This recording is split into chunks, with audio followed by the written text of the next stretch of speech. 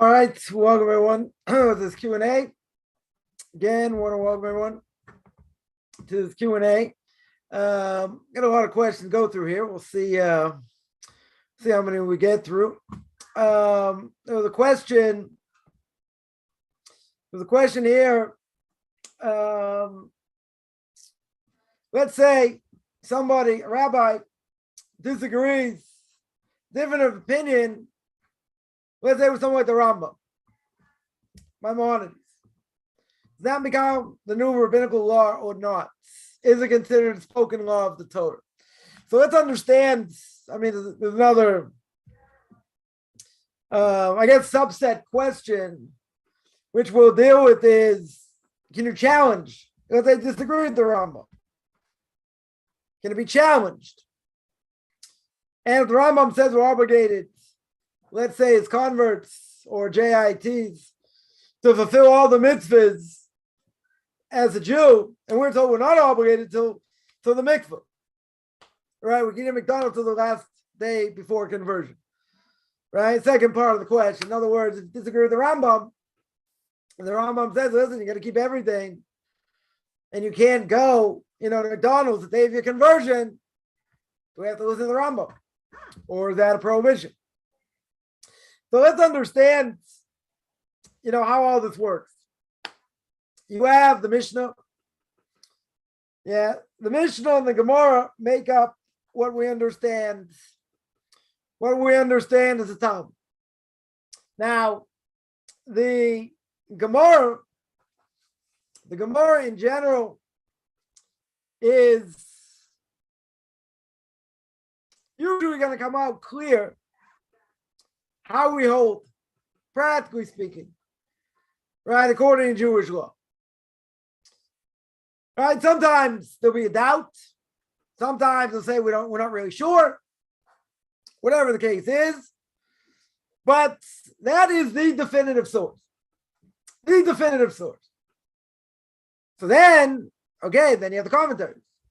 Right? You have Rashi, you have the Balei Tosfos, you have the Ramban, Maimonides, you got the Rambam, you got Rabbeinu Asher, the Rosh, you got the Mukhe Yosef, you got the Ritva, the Raj, but you got all kinds of commentaries, right? Early commentaries.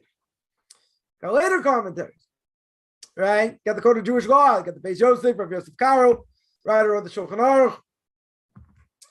And you have commentaries on that. You have the Shach, the Taz, and then you have later commentaries. You have Chasam Sofer, you have the Gra, Rav Vilna, you have Rabbi Akiva Eger,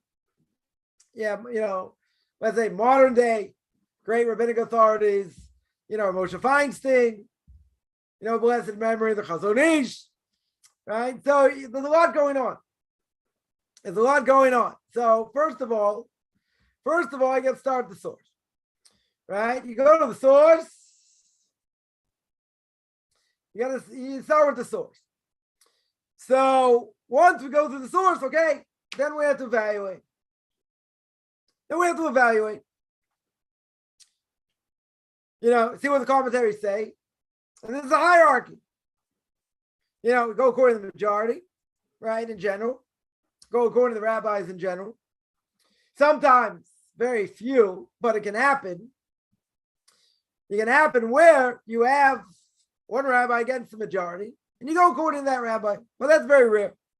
Very rarely happens. So there is a hierarchy of how we learn and how we're going to decide Jewish law. Right? It comes to the Code of Jewish Law. I'll just point this out. The Machaber, the Shulchan Aruch, Rabbi Yosef Karo, as he is known, many times goes exactly like the Rambam. Right? And the laws of Choshen Mishpat, laws of damages, right? Almost verbatim, he goes like the Rambam. He calls the Rambam the Nesher Agadol, the great eagle, right? The greatest rabbinic authority in the minds of the Beis Yosef, when it comes to the laws of damages. Okay. But again, we don't always go like the Rambam, right? If you're Sephardic, many times you go like the Rambam, but Ashkenazim don't. We have, our rabbinical authorities we go to. Well, the point is, What if one rabbi said something to do that may differ in the opinion of the Rambam, or Rashi, or Bali Tosfos, or the Ramban, Nachmanides? Now the question is, does the halacha go like them or not? Right? In other words, if we don't hold that way, if practically speaking we say the halacha is not like the Rambam, then that's what we do. Right? So that's not a contradiction.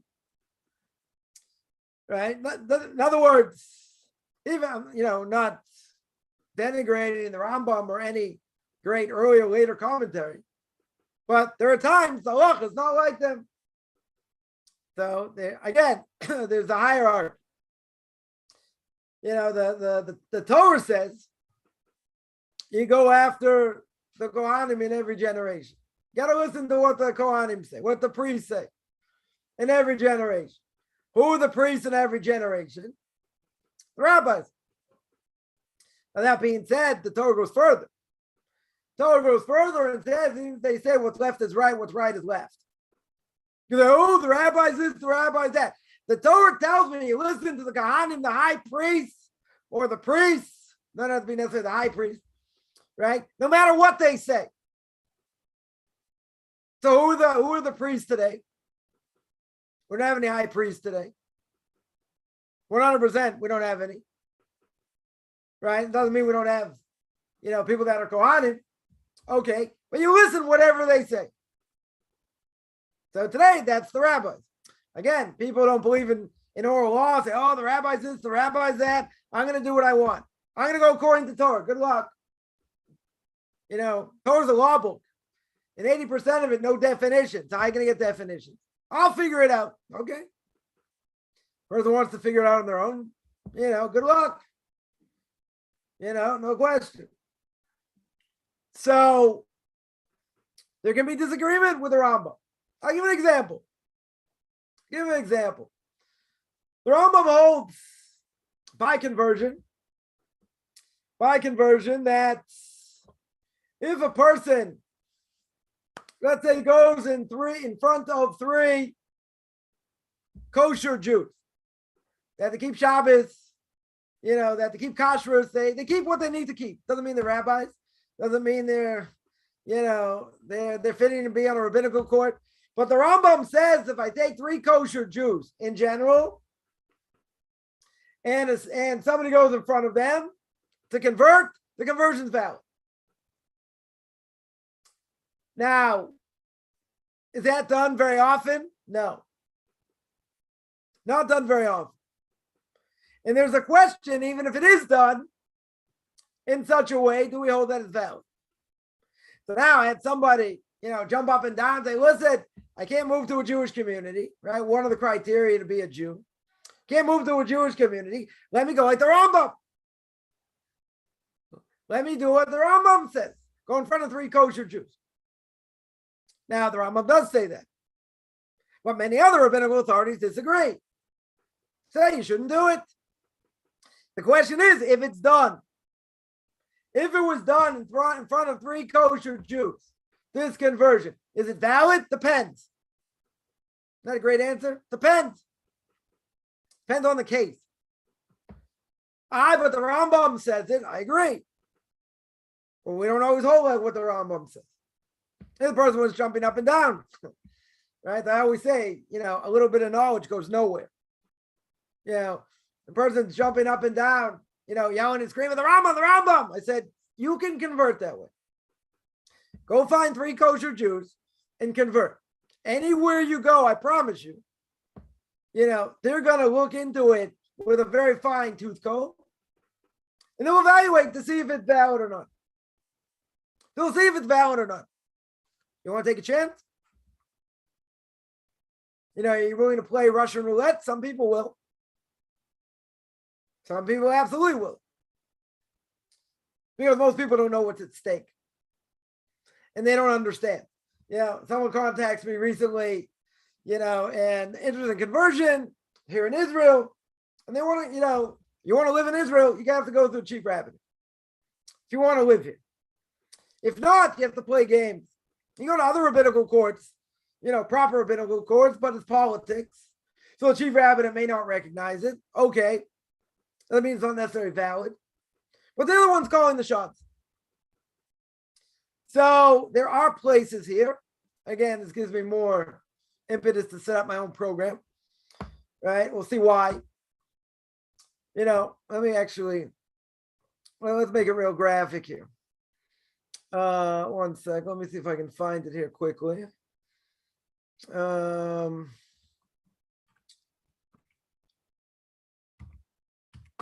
Make it real graphic. One sec. Oh, here we go. So the chief rabbinate here is calling the shots. Now, a person wants to live in Israel. If they want to live in Israel, you have to go to the chief rabbinate. Otherwise, you got to play games, and there's all kinds of problems. They can throw you out of the country. You don't have proper visa. A lot of things, right? So there are a number of programs, here in Israel that are recognized by the chief rabbinate. So there was a program that I wasn't aware of that, I thought I knew which one it was. Anyway, contacted somebody there. They sent me information. Now, it's an 8-month program. All right, we'll make this real graphic here. It's an 8-month program. And what do they have? They have a total of 55 classes. 55 classes altogether. How many classes do they have in the laws of blessings? 5. I don't know, a lot to know about blessings. How many classes in laws of Shabbos? 10. I don't know how much depth they go. So you can tell me, okay, so now I'm reading, each class is 2 hours long. Okay? 2 hours long. So that means in blessings, I have 10 hours of classes. Shabbos, I have 20 hours of classes. Kashrus laws, I have 8 hours, 4 classes. Life cycle, 3 classes. Festival and fast, 6 classes. So you can say, okay, how many does Coffman have? About 120. This is double. A friend of mine working with converts in Mexico is 600 hours. This is got a much fuller program than what I do. Okay. Different reasons why, doesn't matter. 600 hours. So Coffman, let's say, he's got, hour class, hour and a half, 200 hours. This is 55 classes. All together. So I say it's not so bad, 120 hours. So forget about recognized by chief rabbinate and all that. Just evaluating it in and of itself. Right? Showing religious articles, 1 class. I don't know, I think that would prayer, 1 class. No, sorry, 8 classes. 8 classes. There's a lot to know. It's a lot of information. I'm not sure 8 classes going to get someone around a prayer book. Forget about learning Hebrew. Don't even have that here. So my simple answer to this when I saw it was, this program is, let's just say, not so thorough. So now, even if someone's going to come along and say, well, I want to do it anyway, and this is why I brought this up, because the person says, listen, I'm a certain age, I want to finish, I want to convert, I want to be recognized, I want to live in Israel. That's great. That's unbelievable. What's the problem? The problem is you get to research. Something like that, something like that will tell you what. Not a thorough over here. And they're not thinking. They just want to get it done, get to the finish line. But I would think that like a couple classes on blessings, even for a few hours, right, is really not going to be thorough, is it? 4 classes in kashrus. You gotta say, oh, how many do you need? Right? Because someone's gonna jump up and down and say, come on, doesn't the Talmud tell me? Yeah, they don't, you teach them some of the stringencies, some of the leniencies, let them convert, if they're real. If they're real. Right? Yeah, we could do that. No one would know anything. So you got to know. Right? So what do we have over here? So we got things that are more thorough, things that are less thorough. And you get whatever, a person can say, well, I want to do this and I want to finish. Okay.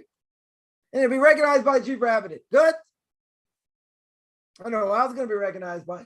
There are issues going through chief rabbinate, but it's not a topic for now. Right? What's the point? The point is that if it's done and it's watered down, you're not doing a service to anyone to convert. Because, they're going to make mistakes left and right. Right? Let's say laws of Shabbos, 39 categories, lot to know, 20 hours, 10 classes. I don't know. It doesn't sound pretty in depth. So the problem is, if you don't get it right, you can transgress the laws of Shabbos every single week. You have to know. I'm not saying people aren't going to make mistakes anyway. But if Coffman's laws, you're going to learn it. You do it right. If you're not going to do it right, okay, it's your choice. Everyone makes a choice. But it's not a benefit to someone to convert in such a way. No benefit at all. Right? And that's one of the reasons the Gemara says that converts are punished, after conversion, because they don't know enough. They're not thorough enough. One reason. So I look at something like this, and I'll say, come on. How can a person know what to do in that amount of time? 8 months. I'm saying it has to take forever. Doesn't. But this is just not thorough. Bottom line. So a person say, but the Rambam says, okay. Not disagreeing with the Rambam says, right? Let's get back to the question. We're not disagreeing with the Rambam. I mean, we are essentially. Because we're saying, in this case, we don't like the Rambam. For starting, the Rambam's the final word, okay? We don't always hold like the Rambam. Maybe a lot of times we don't hold like the Rambam. Right? That's not a contradiction.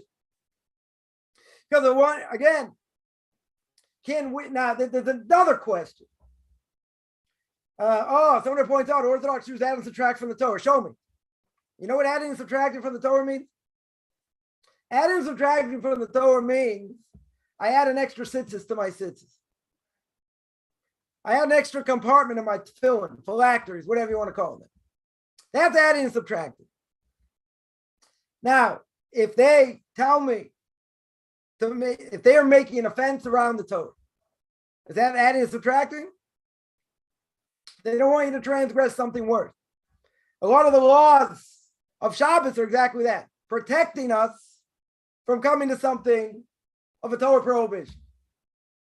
Because the things that the Torah tells me, okay, you're not allowed to make a fire. Torah says you're not allowed to make a fire. Okay? So what's the definition of fire? Does it just mean lighting a match? What about a microwave? Rabbis didn't have microwave back then, so what's the story of a microwave? Torah doesn't tell me. Torah's got no definition. So how do you tell me we add and subtract? We add and subtract. Where are we adding and subtracting? So the rabbis tell us anything similar to what's done in the tabernacle and the Mishkan is going to be forbidden because it's similar, right? They don't want you to come to a more serious prohibition. Where's that adding? Adding is if I add on to a mitzvah. I add an extra species on Sukkot. That's adding or subtracting. I take out one parchment from my tefillin. Right? So, okay. Adding is adding, subtracting, subtracting. That's beautiful. That doesn't tell me anything. Right? So you want to tell me what's in the written Torah. So I can give you 20, 30, 50, 100, 1,000 examples. I'm not going to waste my time here, right? Give you 1,000 examples that have no definition. The Torah says I have to put totafot bein einecha, between my eyes. You know what totafot are? Totafot is not even a Hebrew word. It's an African word. It's a Coptic word. So how do I know? I don't know what it means between my eyes. How do I know what tefillin are? Torah tells me, Leviticus chapter 23, right? I have to take a nice smelling fruit on Sukkot. Torah tell me what it is? No idea. Someone could be a quince, someone a pomegranate. No one's going to think it's a lemon on steroids. No definition. Zero definition. Right? So if I have no definitions going according to the written law, how am I going to do that? Torah says I'm not allowed to kill. Yeah, what about euthanasia? Is that murder? Torah doesn't tell me. Is abortion, is that murder? Does it depend when? No definition. So how are we going to get definitions? 80% of written law has no definition. So how are we going to do that? How in the world are we going to do that? So what do all Jews agree on? Reform and conservative don't agree with anything we agree on. They don't agree the Torah is from God. Right? Certainly not. They don't believe we have to keep all the mitzvahs. They think it only depends on time and place. So, plenty of things with an orthodoxy we agree on. Question is, okay, certain things we don't. When it comes to, certain things in Jewish law. Okay, that's not a contradiction. You have different customs, okay?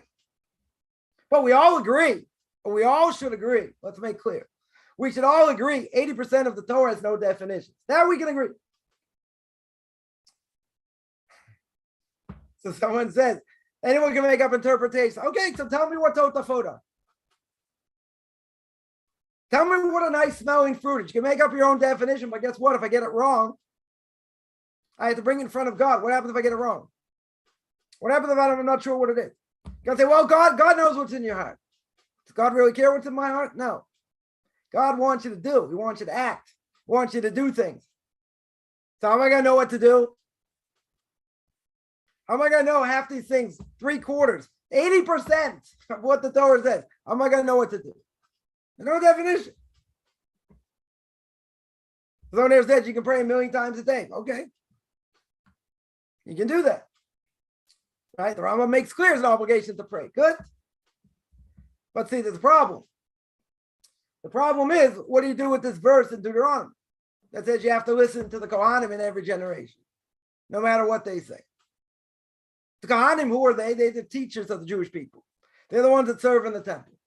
So now, the onus is on you. So what does that mean? So give me a definition of what that means for today. What does that mean? Yeah, the night to circumcise your heart is an analogy. It's an analogy.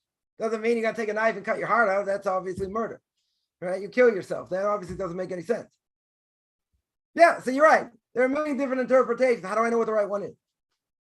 Legitimate question.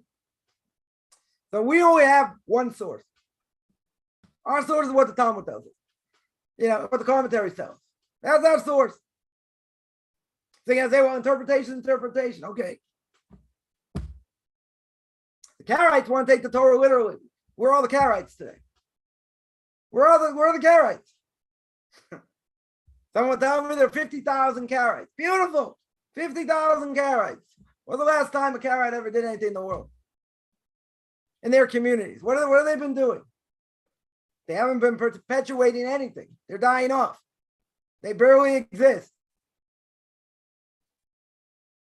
Right? Bottom line. Right? So you can say, wow, I don't like this interpretation. I don't like the rabbis say over here. Good.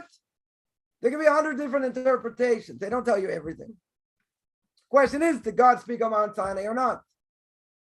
And if he spoke on Mount Sinai, what's my obligation? But he can't speak on Mount Sinai, give the Torah to Moshe, pass it down, and we don't know what to do. That's for sure. Right? That's 100% for sure. Right? The bottom line is that, as we said before, by the Rambam, you can disagree with the Rambam. Right? If the halacha is not like the Rambam, it's not like the Rambam. Right? That's not a contradiction. So if let's say you have others disagree with the Rambam, we don't hold like the Rambam, and we absolutely don't hold like the Rambam. So what happens? What happens? We don't hold like the Rambam, that's okay. The law is still the law. You can have differences of opinion, but we have a hierarchy how we hold. 100%, we have a hierarchy how we hold. So we don't go 100% like the Rambam. Doesn't mean we don't take what he says seriously. Doesn't mean we don't take the other commentaries seriously. Right? So that's not a contradiction, but you can't say, well, I disagree with the Rambam. Right? That's another issue. Right? 1,000 years later, how can there's a question, fundamental question. How can one generation much later disagree with the previous generation? Very legitimate question. In other words, what's the issue? Issue is that previous generation, like the Rambam, Rashi, the Rit for the Rashba, all these people, they knew a heck of a lot more than us. So we're not going to think of a question that, they couldn't have meant that, couldn't have meant this, right? What's the problem? Problem is that we're going to look at them, we're going to look at them and see, and we're going to say, guess what? I know more than them. I 100% know more than them. If I know more than them, I can say what I want. Not a problem. Right? We think we know more. But is there a question we're going to think of? The great rabbis, previous generations never thought of? No. Not at all. So very hard to say, why can we disagree with the previous generation? One of the great commentators, Rabbi Chaim the Rosh, says, third chapter of Sanhedrin,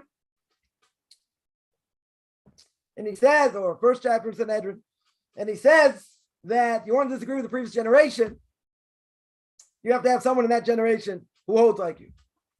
In other words, let's say you want to disagree with the Rambam.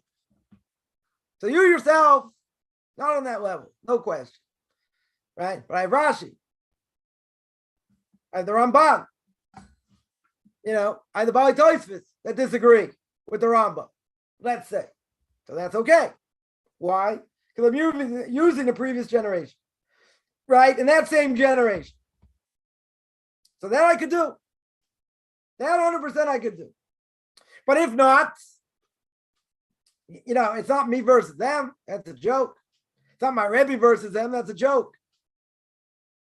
Right? No offense to my Rebbe here. Right? In that caliber, it's no question.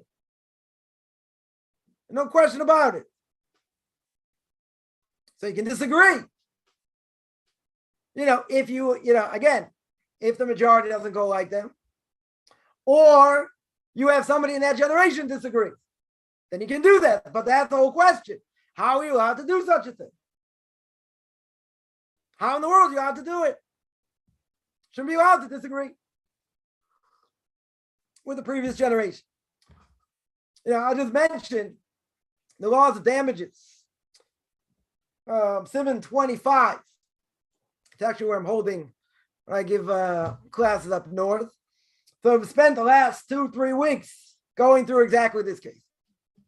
When to disagree with previous generation, or let's say a judge makes a mistake. He makes a mistake. Question is, what did he make a mistake in? Did he make a mistake in something that was explicit? Did he make a mistake in something, just to know how we went? Let's say disagreement, Rambam and Rashi. We really go according to Rashi, but he thought we'd go according to the Rambam, right? Made a mistake in that, and this whole discussion, right? A lot written, definitely a lot written over here. But it's a legitimate question. Definitely a legitimate question. So if you disagree with the Rambam, and we don't hold, let's say in that case, we don't hold like the Rambam, very good. So even if we don't hold like the Rambam, is it legit? It's legit. Well, we have to hold everything like the Rambam, who says, does that become a new rabbinic law? Again, there are differences of opinion in a lot of things. Lots of Shabbos, blessings, different things. There are differences of opinion. So you have to know how we hold. Many things we agree on, but there are differences of opinion in certain things. So, just like the Talmud says, you get rabbis that disagree. Okay, so you have to know how we hold. You have to know why they disagree. What's their bone of contention? That's learning. But practically speaking, you have to know what to do. So that's the first aspect, right? Is that the spoken law of the Torah? So that's Torah, yeah. Now, the Karaites would disagree. Right, any Karaite out there would disagree. They say that's not Torah, that's interpretation. Okay. What else do we have? What else do we have? The Karaites also have their own interpretation. They're going to claim their own interpretation, whatever it is. So they're going on based on their own whatever, oral law, whatever they want to call it. They also have their own. But I would say it doesn't work so well because they're basically disappearing and have disappeared. Right? So say, but that's not the law of the Torah. I'll make it more graphic. Make one other point. And that is that the Torah tells me in the book of Deuteronomy, Moabites cannot enter the Jewish people. Meaning, even if they convert. Now, what's the problem? It says they can never enter the Jewish people. So they can't convert. So now, what do you do with the whole book of Ruth? What do you do with the whole book? What do you do with Ruth? Ruth's the Moabite. Very clear in the book of Ruth. Chapter 1, go look. She's a Moabite, okay? She's a Moabite. Who comes out of her at the end of the fourth chapter? 3 generations later, it's King David. Future Jewish Messiah is going to come from David. Got to be from that line.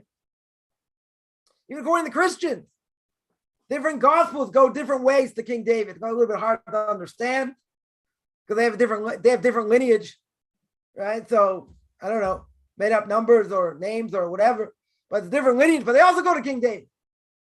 You want to say, JC comes from King David, but there's a problem. There's a problem for them and a problem for us, right? What's the problem? Can't have a Moabite. Moabite cannot join the Jewish people. If a Moabite cannot join the Jewish people, then how does Ruth convert? We all know Ruth's a convert. We all know King David comes from her. Very simple question. Now, according to the prophets, I have no answer. According to the writings, I have no answer. According to the Torah, I have no answer. The Torah is black and white. I only want to follow the Torah. Beautiful. What's the answer? Ruth is not Jewish. That'd be the answer. Or find me an answer from the Torah prophet to the writings. No midrashim, no rabbis, no nothing. People can send them in, put them on my Facebook page, send my email address. Not a problem. I'll listen to answers. Now I know what the answer is. How do I know what the answer is? Because I know what the answer is in oral law. Oral law tells me what the answer is. If I didn't have oral law, we're up the creek. Jews and Christians, totally up the creek. Because the Torah says explicitly, no one disagrees. There's a law in the Torah that says a Moabite cannot enter the Jewish people. Cannot be part of the Jewish people. If a Moabite cannot enter the Jewish people, it means it can't convert, male or female. What do you do with Ruth? No Jewish Messiah. Finished. No Jewish Messiah. If there's no Jewish Messiah, then what do you do? Right? That's it. So you got no Jewish Messiah. So I need oral law. So then the question is this considered a spoken law of the Torah? Yes, it is. 100% legit. We don't have any other answer. Where else are we going to get answers from? So again, we don't always have to agree with the Rambam. And it's considered spoken law of Torah. The Torah says I have to listen to Kohanim in every generation. And it doesn't matter what they tell me, even better. If they tell me what's left is right, what's right is left. Beautiful. Doesn't matter what they tell me. So who are the Kohanim today? That's us. It's the rabbis. We don't have a right to interpret. What else do we have? We don't have anything else. Someone say, yeah, the Karaites starting to be sick. I don't care what the Karaites became, didn't become. They disappeared. They basically disappeared. But people say, I only want to hold according to the Torah. So again, 80% of the Torah makes no sense. Why does it make no sense? Because no definitions. Where am I going to get definitions? The Torah tells me you can't have a Moabite be part of the Jewish people, no matter what they do. So now what? So no King David, no Messiah. Don't pass go, don't collect 200. It's over. For Jews and for Christians. That's the first part of the question. Second part of the question is, can you challenge the Rambam? So we sort of answered that. We can try and understand what the Rambam says. And, if we have people in this generation, according to the Rosh, disagree. We have other commentaries that disagree. We can disagree with the Rambam. All right, you have to show them respect, obviously. Right? But we're not obligated to hold by the Rambam and everything he says. Doesn't mean we don't take what he says seriously. He's a major, major commentary. One of the first ones we go to when going to Jewish law. But if you have a disagreement of the Rambam and the Rosh, can the Rosh disagree? Yeah. Why can disagree? Same generation. You can disagree. The Ramban can disagree. Many times the Ramban disagrees. You have others also. The Ravid contemporary disagreed many times with the Rambam. Does that mean it's not Torah? Of course it's Torah. Question is, practically speaking, does that disagreement, does it change Jewish law? Or does it, according to the way they hold? Now, in a lot of cases, what the Rambam, let's say in this case, the Ravid disagrees and it comes out an important thing in Jewish law that they disagree. According to one would be like this, according to what the other would be like that. So how do we know what to do? Because we have a code of Jewish law. What's the code of Jewish law based on? The Rambam. Rav Yosef Kar is based on the Rambam. So if he's based on the Rambam, he obviously got to show the Rambam respect. It doesn't mean we always hold like it. Right? Now, the other question here is interesting. Person says, well, the Rambam says we're obligated to convert. For all converts, fill all of the mitzvahs. Let's say that's true. Right? Let's say that's true. Now, it's going to be a misinterpretation. I'll show you why. And then we're told we're not obligated until after the mikvah. And you can eat at McDonald's till the last day before conversion. Good. Now, if the Rambam says convert has to fulfill all the mitzvahs. So now we got a problem. There are certain things the convert can't do. One of them is can't keep Shabbos like a Jew. Shabbos doesn't apply to non-Jews, right? In general. JIT, different issue. Right? But they don't apply. So how can they keep all the mitzvahs? Does a non-Jew have to keep kosher? No. Spoken about that a lot. No obligation. All this is practice to convert. Right? So here the Rambam says all converts have to fulfill everything. True, it's all practice. But at the end of the day, you're not Jewish. No matter what's in your heart. I've heard this 150,000 times. Person will say, I'm a Jew in my heart. Okay, did you go through conversion? That's rabbinical. Did you do this? No. You went through in front of a rabbinical court? I don't have to. I can just be a Jew myself. Okay? Good luck with that. So, did the person, my Rebbe would say, the person convert? No. So, they're not Jewish yet. Can they go to eat McDonald's even the day of conversion? 100%. Are they Jewish? They're not Jewish yet. They don't have that Jewish soul so they can convert.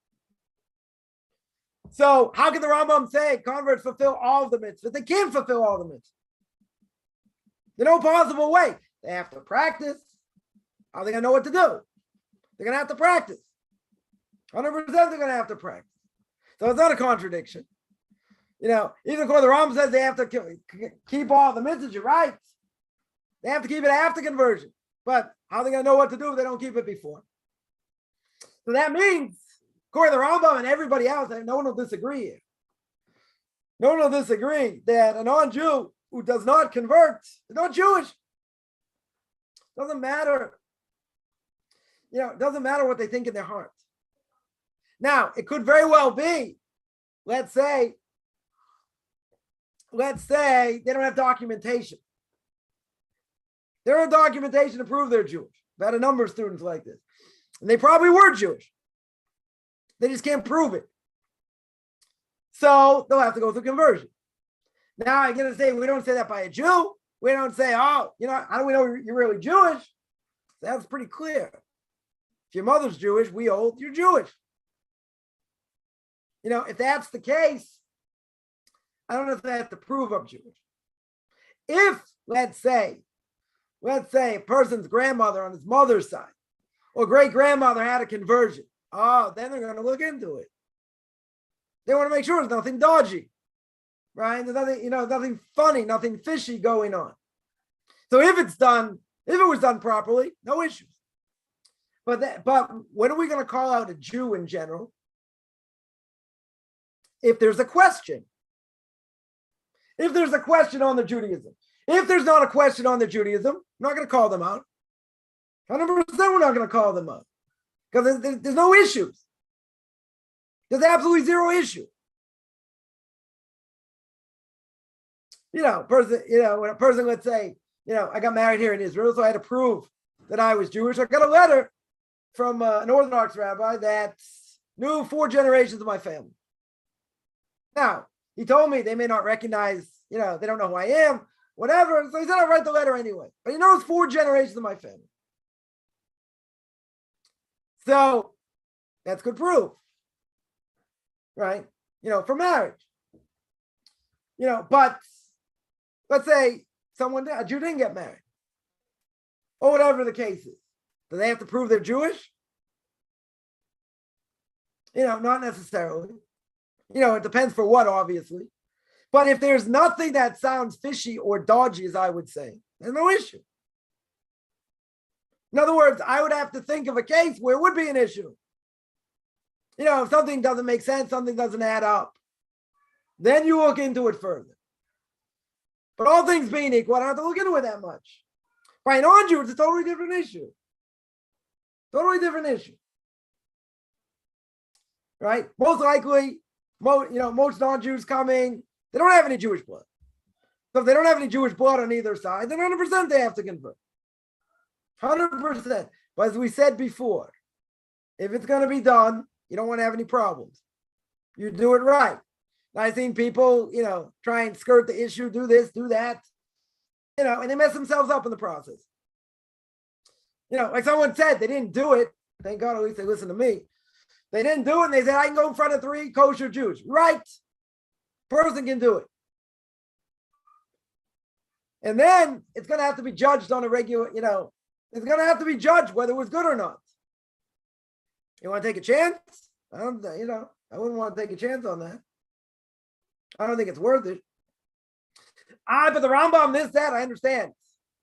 They're extenuating circumstance. 100%. There might be, I know someone who did it. I understand why they did it. No one's going to recognize this rabbinical court for anything. But they did it anyway. But they understood 100% what they were doing. Because they wanted to have the status. They wanted to have the status. So here, somebody wants to have the status and go through a Mickey Mouse program. Okay? Now, if someone would tell me it's a stepping stone, they're going to use it as a stepping stone and have, learn a heck of a lot more, do it more thorough. Okay? I can hear such a thing. But if that's not the case, then, then it's pretty much a joke. Someone mentioned it's difficult for someone living outside of based-in countries to convert. You're right. It's not difficult. It's impossible. If you don't live within a Jewish community or a place that's going to do conversion, that's it. 100%. Someone asked, the prohibition of eating blood applied to a noahide. No. Won't apply. Eating the limb of a live animal, that would apply. Eating blood in general for a non-Jew wouldn't apply. Somebody asks, somebody. So I guess that's yeah. So that answers up the Rambam. In other words, even the Rambam would say to keep all the mitzvahs, all practice till conversion, but the Rambam would agree you're not Jewish. So according to everybody, you're not Jewish. So can you go to McDonald's? 100%. Not a problem. Not a problem at all, even in the day of conversion. Because the obligation to keep the mitzvah is only by practice here. You don't even have an obligation for that. But you won't convert if you don't know what you're doing. Right? So even if the Rambam says you gotta keep all the mitzvahs, so how can you eat at McDonald's? Not a problem. Because you can't keep all the mitzvahs anyway, but I'll practice before conversion. Somebody asks, what about rabbis that accept gays? That's a problem. I got no answer for that. That's a problem. People are afraid to say anything. I was just, listening to someone earlier, and he was saying, at least in the States, with the power of the LGBT community, people are afraid to say anything. What? I'm gonna, you're gonna say something against gays? Come on, you lose your job, do this, got a lot of power. But guess what? It's forbidden. There's no way around it. So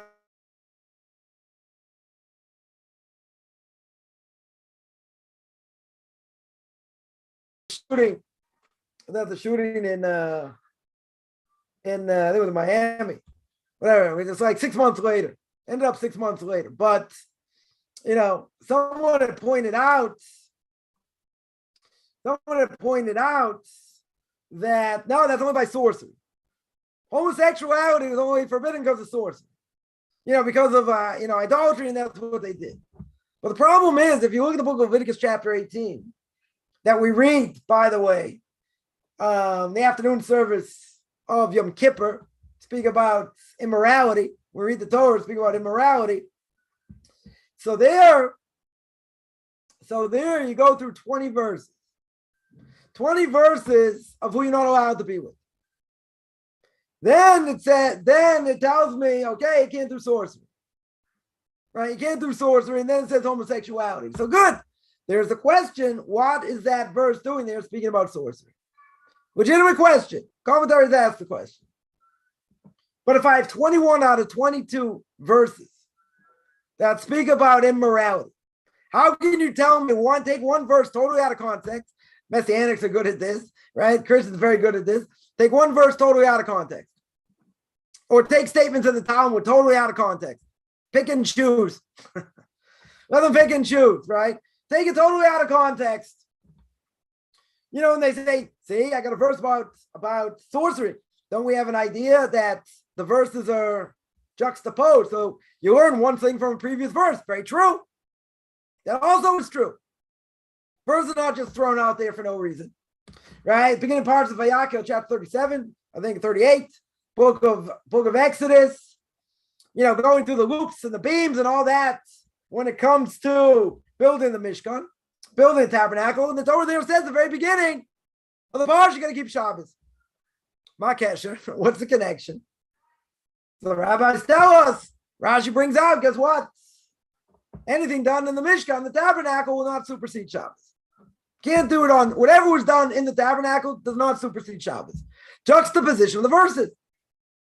Or the Torah tells me you got to keep the laws of Shabbos. You got to keep Shabbos. And then it says you have to honor parents. Ma kesher. What's the connection between keeping Shabbos, honoring parents? The Rashi says, and others say the same thing. If your parents tell you that's a great Shabbos, you don't listen to them. Someone's going to say 10 Commandments, it says you got to honor your parents. True. One of 10 Commandments also is keeping Shabbos. But if they tell you to keep that's a great Shabbos, you don't listen to them. No obligation to listen to them. So what's my point? You're right. There is a juxtaposition of verses. And you have to understand what the verse of sorcery is doing throughout all the verses of immorality. 20 verses, more, that speak about immorality. So what's this verse doing about sorcery? Oh, very good question. Commentaries ask the question, beautiful question. But don't take it out of context and say, wow, since it's talking about sorcery, since it's talking about idolatry, it must mean that this immoral act is only forbidden because of that. Yeah, that's taking it out of context. You got to understand what the verse is doing there. But that's not what it means. How can you tell me 20 out of 21 or 21 out of 22 verses speak about immorality? I'm going to say that verse is talking about sorcery. That doesn't make any sense. I mean, person can answer, obviously, now it's only for that. It's only for that time. So what about rabbis that accept case? What about them? Going to say they're a rabbi? They say you can desecrate the Torah? One of the worst prohibitions. Got Mr. Mervis in England saying, yeah, we should teach that to yeshivas. We should teach homosexuality and all that in yeshivas. Okay, nobody holds of him there. You know, the Orthodox community doesn't hold of Mr. Mervis in England, but he is a chief rabbi. Looks pretty bad when the chief rabbi who's supposed to be Orthodox says you're allowed to teach this in schools. In Orthodox schools, that's kind of a problem. What do you do with that? Right, we blasted him. Total desecration of God's name. Right? You represent Torah. You represent Orthodoxy in England, for goodness sakes. You want to say that's okay? So you tell me, come on, it's a political position. We really know what he holds. You know, different thing. No, you got to come out and say it's forbidden. We can't do it. You might lose your position. You might lose your job. Okay. So you lose your job. Right? Can't be politically correct over here. There's no Webster's fifth definition. Geez, homosexuality forbidden? Well, it depends. Maybe it's like this, maybe it's like that. We'll give Webster's fourth, fifth, definition. No, it's forbidden. The act itself is forbidden. Death penalty. Strongest death penalty if we had a death penalty today. Right? If it was ever given over. Right? If there was a temple in Jerusalem. So, these type of questions I don't normally answer. How could they say such a thing? How could they accept it? I don't know. Right? Someone once asked me, they said, if you had a synagogue, in America, two guys walk in, they're married. Right? They say, we're going to come pray here. Okay? Right? I'm not going to stop them from praying there. But I would make extremely clear, I'm not condoning what you do. And I'm never going to say it's right. I'm not going to throw them out, per se. But, they're going to have to know what the law is. And no, not a popular position to take. Not about being popular. As my Rebbe would say, if you're a rabbi of a synagogue, they're not trying to drive you out. You don't do your job right. You don't say what they want to hear. You tell them what they need to hear. That's what you tell them. And sometimes you have to give mussar. Sometimes you have to give strong ethics. But to say I have to accept it, why do I have to accept it? You're going to say you're homophobic, and you're backwards, and the Bible's backwards, and okay, let them say what they want. Let them say what they want. It doesn't change anything. They get violent, they get yell and scream. Okay, so let them yell and scream. Does that change anything? We're going to rip that verse out of Leviticus chapter 18. We're going to say it's not from God. Oh, it's from God. I don't think there's any question about it. Right? So how can quote unquote Orthodox Jews, rabbis, whatever, condone it? Don't know. They can't. You'll say, well, they're left wing. They're not Orthodox. You're going to call them that. Can't condone it. Can't say it's okay. People want me to say intermarriage is okay. Never going to happen. Never going to happen. Tell me the non-Jewish spouse converts and it's proper conversion, okay? But intermarriage, one of these single biggest things destroying Judaism today. Assimilation, intermarriage, go together. 60-70%. Right? You want me to say that it's a good thing? And that's legit? Never going to happen. But this, that, okay. Listen, I made a stand against someone in a joking way. We're not going to be able to give them a hug and a kiss anymore, even though they're dead now. Right? And they hammered me. And if you wouldn't do that, I'll never speak to you. Don't even bother calling me. I made a big joke out of it. They didn't think it was funny. I don't know why. I thought it was pretty funny. But, okay. You can't fight City Hall. So I never spoke to this person again. What am I going to do? They're saying, if you can't give me that, they don't respect me. Fine. Am I going to back down? I'm not going to back down. It's uncomfortable. A lot of times the only thing you can do is damage control. Right? 100%. So, did I come out smelling like a rose in that scenario? No. There was another scenario, similar scenario. I had a much older relative, want to give me a hug and a kiss, couldn't do it. Whatever's uncomfortable. What are you going to do? You can't do it. Chazon Ish says you have to give up your life before you do it. That's how severe. Kill the person, the person's a 97-year-old, whatever. The 90s or 80s, doesn't matter. They don't have their skin is all wrinkled up, they look like a prune. No offense. So what? I'm not allowed to do it. That's it. It's finished. You don't have to do it. So if you don't know how to do it, nothing you can do. So someone made a really snide comment. I'm not going to bother answering. I know what they think. So what? And a lot of times it's better to just keep your mouth shut because, they're not going to hear it anyway. It's a waste of time. Right? It's kind of like dealing with a missionary. Right? Anyone's ever dealt with a missionary, give them an answer, they don't have an answer to, they come back with another question. And they keep doing that. I had this when I was in South America, when I was in Santiago. I gave them 3 questions. They didn't have any answers. I said, I'm not answering any more questions until you come back and give me answers. That was it. They, wow, so interesting. Yeah. No, give me an answer. You don't have an answer. Finished. Don't waste my time. Why should I waste my time over here? So yeah, you can have quote unquote Orthodox Jews think that, nothing wrong with gays. You have someone, say, person's born that way, or he's got that tendency from a young age. So what? There are people that have anger tendencies from a young age. And if they act on it, are they liable? Yeah, they're liable. So what? They have a certain disposition. Okay. Not a normal disposition. Okay. Then a person says, come on, you really think God's going to punish them? And this boy's playing with dolls since he was 3 years old. And then this and that. Okay, so what? We're all given certain dispositions. Doesn't mean we have to act on them. Some more, some less. Anger, gaiva, being conceited, plenty of things. This is one of them. Some have it more, some less, some maybe don't have it at all. Whatever it is. You think they're going to be liable? Oh, yes, they're going to be liable. That's the kind of God you think? Again, there's reward and punishment. You do the right thing, very good. You don't do the right thing, there's punishment. There's payback.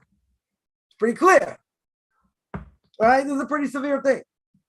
So now, someone asks, how can it be? They're Orthodox Jews say it's okay. I don't know. I don't think they're very Orthodox. If they are, they're cracked. My language. There's no way around it. Totally no way around it. No question. That's no question. Someone asks, aren't family purity laws? Yeah, person's married. Aren't they gigantic as well? Yeah. I don't even think that was in, 1 second. I don't even think that was in there. That was a good one. Where is it? Yeah, let me see. I don't even think that was part of it. This person's not married, so, it doesn't necessarily apply. Let's say you got blessings, reviews, prayer, Jewish philosophy, commandments between people, reviews, showing religious articles, Shabbos, reviews, kashrus laws, life cycles, 3 classes. Festival, reviews, festivals, and fasts, no, it's not even mentioned. Now again, a person's not married, so it doesn't necessarily apply, but, if they do get married, yeah, so someone asked, isn't it true there are a lot of, a lot to know about family purity laws? Yeah. That was a lot to learn. A person gets married, 100%, they have to learn. That goes on the list as well. Someone asks, women who want to convert have to learn more than natural born Jewish women. Why do they have to learn more? They have to learn how to make blessings. They have to know kashrus. They have to keep the laws of Shabbos festivals. They don't have to know more. They can't speak Lashon Hara, plenty of things. They do just like regular women, regular born Jewish women. Right? No question. It's the same. They don't have to know more. I mean, maybe, they have to know 13 principles of faith. Right? I mean, I think religious born women should also know what the 13 principles of faith are. Right? But, they by convert, they're going to have to know them. Know what they are. Everything else I would say is the same. that to know the 39 categories, of Shabbos, blessings, kashrus, holidays. I mean, they know the same. I don't think that changes, right? But let's say a religious girl growing up, she's going to learn how to dissect the Rashi and the Rambam and learn Tanakh and different things. Does the convert have to do that? No. I mean, it's good to learn. I think it's good to have certain skills, but not obligatory. I would say. Someone asked, changing dates. Is that considered changing? New Testament changes dates, locations. I mean, we use the Karaites as an example, right? That their day of Shavuos and our day of Shavuos are different. They're not the same. So they're saying, well, we're holding according to what the Bible says. Yeah, but according to what the Bible says, I got a problem. Got a number of issues from different verses, which they don't reconcile. And if they don't reconcile, they say, well, it says we're going to do it the Shabbos after Passover, this, that, we're going to start this, that. So that means it's off. See that, that's a problem. Because the Karaites don't have an answer for that. They'll say we take the Torah literally. Very good. But if I have a contradiction in verses, what do they do? How are they going to answer? You're going to say, well, it's their interpretation. If we get into interpretation, I can say it's my interpretation also. It's the rabbi's interpretation. So we hold they're doing it the wrong day. And we have an obligation to listen to the rabbis. You're going to say we have an obligation to listen to God. Again, go back to what the Torah says in the book of Deuteronomy. Listening to the priests, the rabbis in every generation.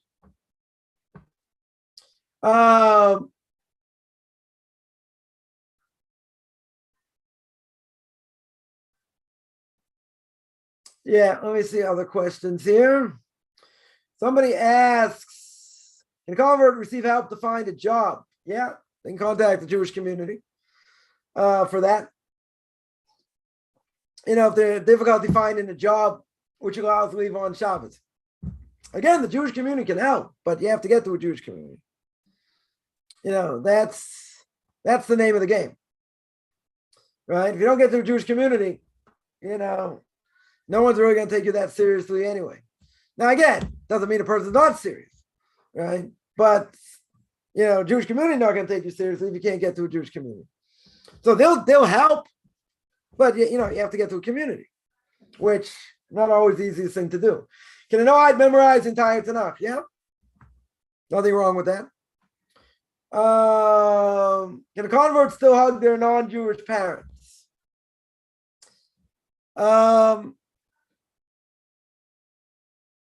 That is a bone of contention.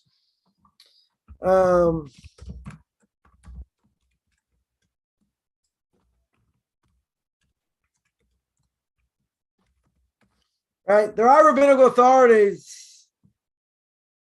There are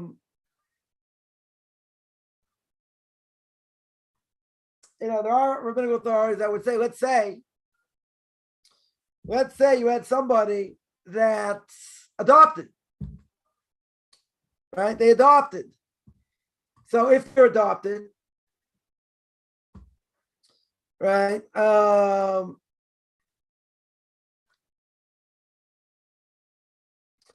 There are rabbinic authorities that say, you got Moshe Feinstein, blessed memory, Sitz Eliezer, that are lenient in such a case, even if it's not your child, right? They're lenient regarding hugging, kissing, etc., with adopted children from a young age, right? Because that's part of they would say that's part of the relationship, right? When the siblings get older, though, physical contact, that might be a problem, right? That definitely might be a problem. So, technically speaking, there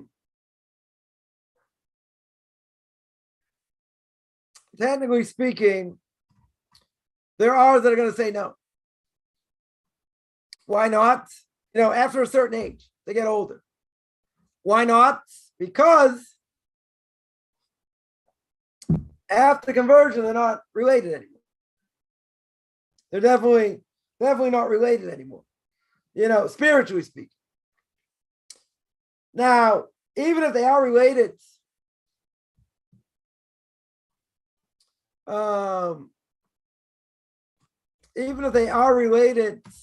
biologically,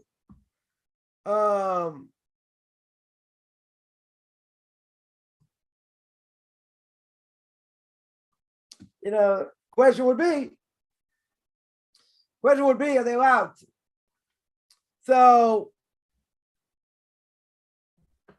some will say no. Some will definitely say no. Why not? Again, because now they're not really related. But there are leniencies. Where it would be okay. But any other relative, it's like it would be forbidden. Let's say for men, physical contact, let's say hugging, kissing, etc. So for men, it would probably be forbidden for a sister, under the age of 11. By 11 would be forbidden. Let's say better, that it would be permitted, let's say for a sister, maybe under the age of, 11, daughter, granddaughter, mother, grandmother, those are permissible relationships. For a woman also, a brother under the age of, let's say 12, women can kiss or hug son, grandson, father, or grandfather. But for men, would be forbidden, an uncle's wife, a niece over the age of 3, cousin over the age of 3, wife, sister over the age of 3, daughter-in-law, mother-in-law, brother's wife, and women the same, uncle, cousins, etc.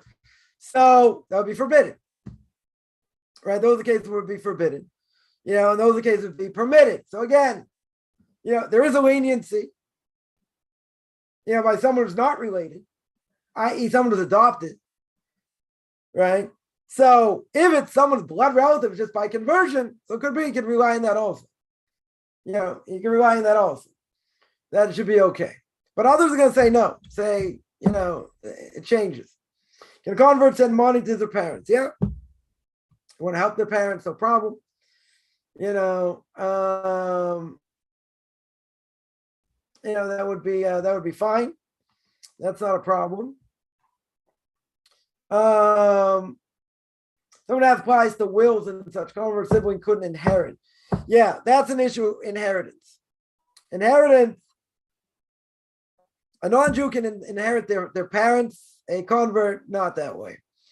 But if the parent, let's say the parent doesn't convert, we'll make it easy. The parent doesn't convert. Let's say the parent leaves a will.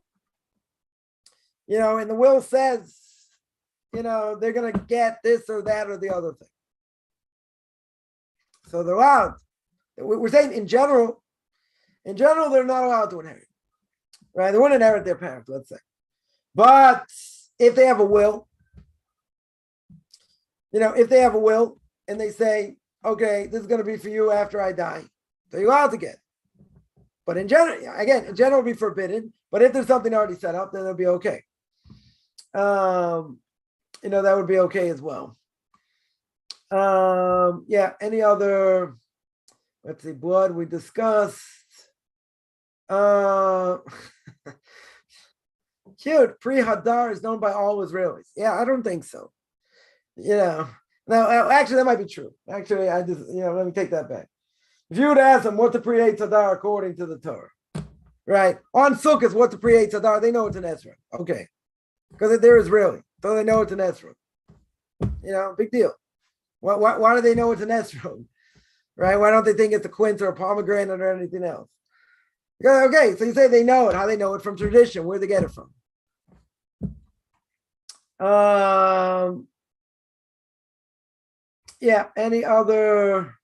Any other questions? I mean, one of a few other topics to cover, but these are much bigger topics. So I guess we'll cover them on Thursday. Yeah, any other questions?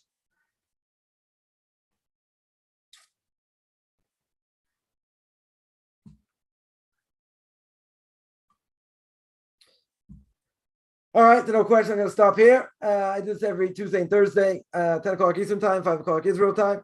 Anyone has any questions, find me on Facebook at Rabbi Chaim Coffman, or you can send me an email, at Rabbi Chaim Coffman at gmail.com, RBBICHAIMCOFFMAN at gmail.com, or you can take a look at Beyond Orthodox Conversion in Judaism. Otherwise, I'm going to sign out. Wish everyone a good beginning.